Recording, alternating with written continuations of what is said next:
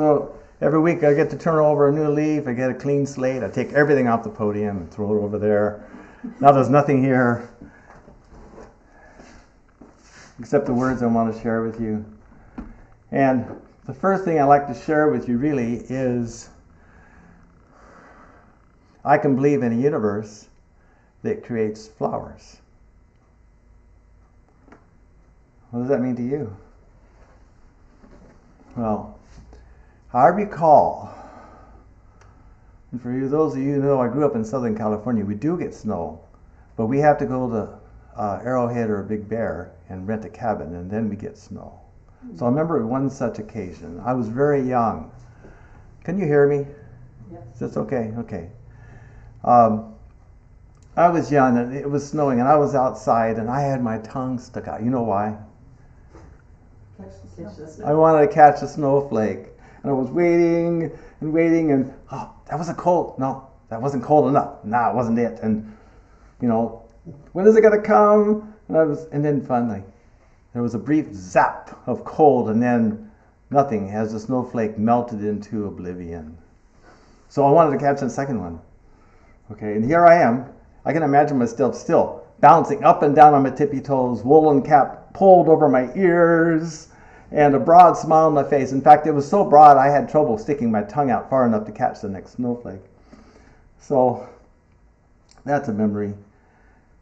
So we asked this question: how is it that such a small bit of floating ice produced such intense joy?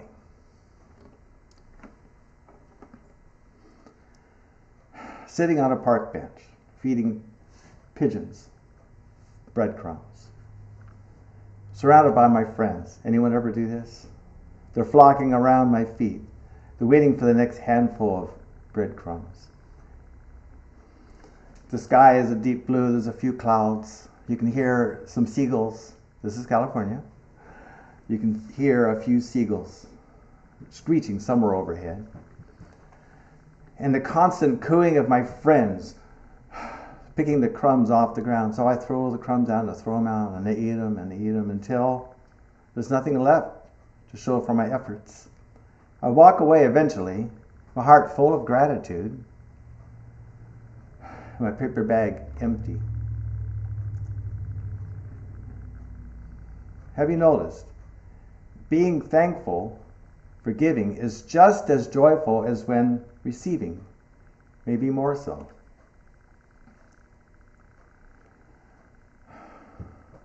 Here's another one. This is Oregon. Walking through the woods. It is fall. There have been a lot of rain of late, but the sun is shining. Shafts of light stream down through the woods, creating a dappled pattern on the forest floor. The fall foliage has turned a riot of colors, but mostly yellow, a deep, bright yellow. Now, people say that, but have you wondered, how can yellow be both deep golden and sunshine bright at the same time? Mushrooms are poking up everywhere. Anyone here go mushrooming? I spot one of my favorites, a yellow foot. And then another and another, and I set down my basket and get out my knife to start trimming these beautiful mushrooms from the ground. I look back, and there in my basket there's a dozen kinds of mushrooms. It's a feast in the making. Now, there is a different kind of joy here.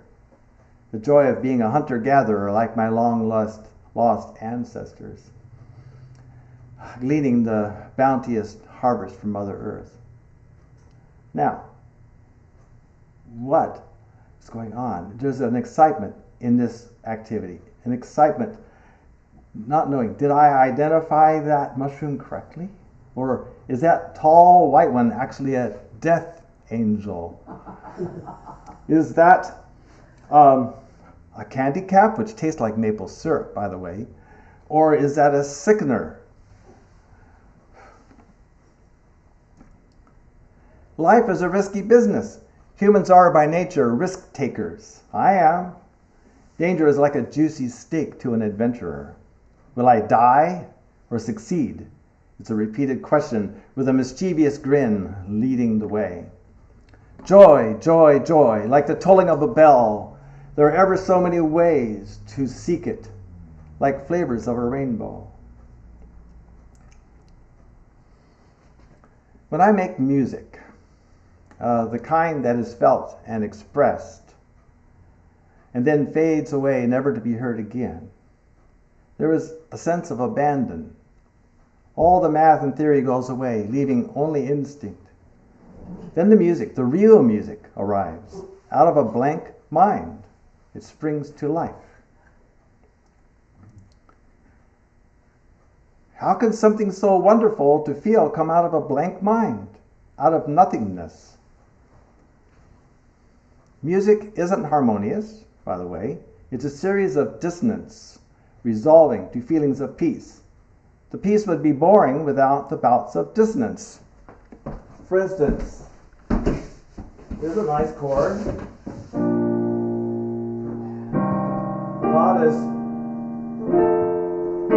That's not harmonious. You add the flat 9 for jazz, add the 6, and you come back to it.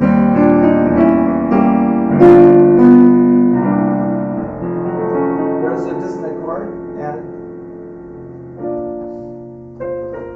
that's music. If you had only one chord, I would be bored to tears. I don't know about you.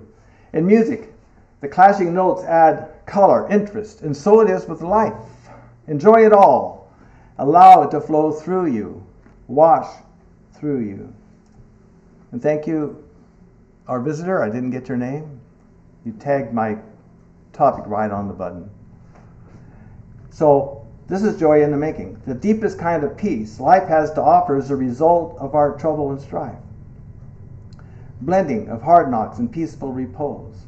Like a fall day in the woods, life is both yellow of the deepest golden hue and sunshine bright. If you allow yourself to be caught up in the flow of life, I swear to you that it is near impossible to tell which part of your life is troublesome and which part is a reward. Joy is dished out all around. Next time you meet a difficulty, simply say, "How fascinating." And what a joy it is to be alive in all its shades and nuances, warts and all. This may sound like I'm saying not to fight back when facing one of the dissonances of life. Not so. To struggle is a human response and of great value. Just see it for what it is, a drama that you have chosen to act out. Our fight through life is part of the joy, not to be missed. But there is another way. You need not struggle. You can find deliverance from your difficulties without creating more chaos. Have you noticed? What's the answer to that? I've talked about this almost every week. Love those moments of pain and anguish. That's how we turn the music around and create harmonious resolution. You are the conductor of your own life experiences, none other. So often we spend our time looking for the grand event to come and brighten our day, or the hero all dressed in shining armor to come and save us from our sorrow. I disagree. It is the small things that really count, that make the change from dark to light, the smile on your face that turns a disaster into a minor disturbance, or the act of forgiveness which stems the tide of an ill will in another. Love is all there is, the song tells us. Small and apparently insignificant acts of love. A quote from Gandalf the Wizard comes to mind. Saruman believes it is only great power that can hold evil in check, but that is not what I have found. I found it is the small everyday deeds of ordinary folk that keep the darkness at bay, small acts of kindness and love. Imagine you're sitting at a fine dinner. Would you skip the asparagus and eat only apple pie? Is life that much different? And take note, it isn't the food that is the most important item. It's the friends you're dining with. So it is with life. A good meal can take you into the deepest kind of meditation, says Herbert Benson. He called this a relaxation response. I keep on bringing this up. I looked it up. I read that book 20 years ago. I've been quoting it ever since. I think it's the coolest book ever. Relaxation Response, I think it's called, by Herbert Benson. She is shaking her head. That's something all therapists got to read that one because that really helps. It helps everybody with everything. But back to this. A good meal can take you into the deepest kind of meditation, says Herbert. He calls this the relaxation response. It's the same response you get from playing tennis, being called in the zone in that case, where your tennis racket seems as if it's 3 feet wide, or your opponent is moving so slow in slow motion like this. You've seen the movies where they do that to people, and you're quite sure you cannot possibly miss the ball. Winning is taken for granted in this state. My advice is to adopt this attitude for life. Live your life as if winning is taken for granted. When you watch your joy increase, then watch your joy increase everywhere you look. Live your life as if winning is taken for granted. Today I've given you my formula for joy. Here's one last concept. Don't always be in need of doing, acting, planning. Allow yourself to just sit and be still and know that this is enough in the moment. Imagine you are sitting on a grassy bank of a slow-moving river. The sun is out. A small flock of ducks is cavorting down on the river and among the river weeds. There's a dog sitting next to you, just sitting. For some reason you can never understand, this dog loves you without reserve. This dog is content to just sit there with you, looking at the river, panting softly. Your gaze diminishes and the river disappears as your mind unwinds. Meditation. We need a place to linger and reflect amidst the outrushing of our life story or song, an eddy into which we can turn our canoe from the current. It is in these moments of silent restfulness that we find the answers to our questions. Resting in the silence is our attempt to be in harmony with the unseen order of things. Years ago, I knelt in prayer to seek answer to some of these questions. For the first time in my life, I let God do all the talking, and He had nothing to say. Silence is the language of the universe. Is relative quiet the only kind of quiet you know?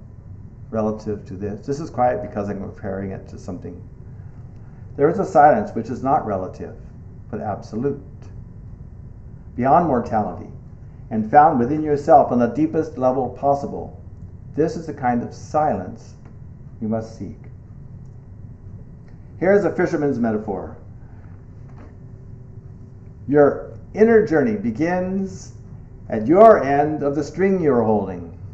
You give it a tug and feel the motion of a living being tugging back.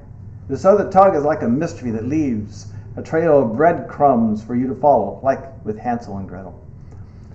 And by the time your mind has eaten its way to the maker of those crumbs, the mystery is inside of you. So, in the silence, have curiosity about yourself. Start small. Just observe it first. Don't analyze. And let this lead you inward until you are the one at the end of the string giving a tug back as another seeker is holding the end of the string. Being thankful for giving is just as joyful when receiving as when receiving, maybe more so. I can believe in a universe that creates flowers. To me, it is even a greater marvel that there exists the human consciousness which is capable of noticing the flower for its unique beauty, capturing forever the essence of that flower. The flower is but a slight breeze in the cosmic wind of creation, a biological blip, unconscious of what effect it is having on the world except beyond the need to be pollinated by bee or wasp. But the human sees beyond the obvious. He sees beauty. He feels emotions evoked by the flower in wonder. In that instant, the flower expands and becomes more than the sum of its parts. It becomes human inspiration and thus lives forever. Therefore, I can believe in a universe that creates the human. On another level, the human mind is like the flower, fulfilling its biological function. God is like the human mind, which takes the flower and expands it into the realm of beauty and inspiration. Allow God to lift you up into the realm of heavenly beauty and inspiration.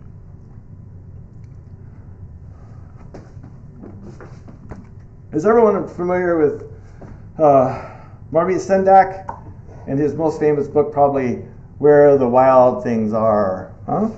Yeah. I read this to my kids. They tore it up. They spit on it. I still keep it. Hopefully the grandkids will be nicer to it. I doubt it. But Maurice Sendak, he sent a young reader a card with a picture of a wild thing. Now, this was not just a picture of a wild thing. This was a picture that Maurice drew on the card and signed. Cool, right? That's what the mom was thinking. Cool. But the mother wrote Maurice back, and he said, "My love loved that card so much." You know what I'm going to say, don't you? Yeah. That he ate it. Passion is a state of love and hunger. Enthusiasm defined from the Greek enthos, meaning possessed by a god. In meditation, we forget ourselves. We hitch ourselves to something bigger. That something bigger is found at the other end of the string. Feel for the tug of God saying hello. What is absolute silence? It is more than the sum of its parts. It is silent love and hunger, passionate silence, a bliss-filled absolute which fills all that is. This is who we are. Never forget that. We are the Christ consciousness. Let me explain it like this. There's a large building. Inside there are no rooms, no walls or partitions of any kind. It is undivided. In the center of this hollow building is a bright sun. The building is covered with windows. Each window represents a human. That's you and me. As I said last week in my sermon, the human mind is inflicted with a disease called fear, which acts as a film, dimming the windows so that it is hard or impossible to see the sun shining from within. If we would but clean the film of our window, those standing outside the building would see the sun. This sun is the Christ. This film is fear. This fear can also be called your traumatic memories, your poor mental emotional programming, and so forth. The Holy Spirit, or the Christ, has one very specific purpose, and that is to heal your mind of these maladies. It will also fill you with divine light, especially that. In fact, it is this light which makes the change. When you clean your window, when you rid yourself of the poison of fear that is keeping you and everyone around you in darkness, then you can not only see the light of Christ within, but will share that light with everyone you meet. About being enlightened. Let's compare this to a dark room full of people. A candle is lit and illuminates the room. Everyone in the room benefits from the light, but nobody feels like the candle flame. The flame is the one who is awake, the one who has cleaned his window. It is a unique experience. Others look on and can't decide what the flame is feeling. We need those with clean windows just the same, for what would this world be like without light? Now, envision another scene. There is a room full of people, and every one of them is a candle flame. This is the world I see coming toward us. There is a wave rising in this world, the great wave of enlightenment coming toward us, a previously unimaginable grace. Simultaneously, a similar wave arises inside us, filling us to overflowing. When these two waves meet, they create a giant fountain filling us and spreading out in every direction. In that moment of meeting, we know the two waves as arising from the same ocean. Enlightenment is not about being a better self, but about being a true self. I'm going to repeat that. Enlightenment is not about being a better self. It is about discovering our true self. Some people may believe that enlightenment is about them. In fact, it's the least about you thing that's ever happened. And it's simultaneously the truest thing about you that's ever happened. There is another way of seeing this. Some of you are seeking enlightenment, and I congratulate you, for only those who begin the journey will finish it. But the truth is that you are already enlightened, all of you. There is nothing you need do, no effort to take to become enlightened. You have only forgotten. Remember who you are, and in that instant, you will see your enlightenment. As life rolls on, often ask yourself this question: what have I forgotten? When you are in pain, ask, what is it I don't remember? When you feel lost, ask, where have I put my real identity? This world is a great and glorious schoolroom, and it is exactly where your consciousness belongs. If it did not, you would not be here. But you are here. Seek this remembrance so you may move on. Be a candle flame. Be a tidal wave of love.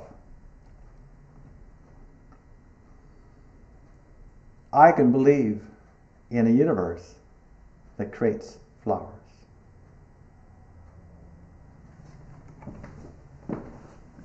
Now I'm Dan.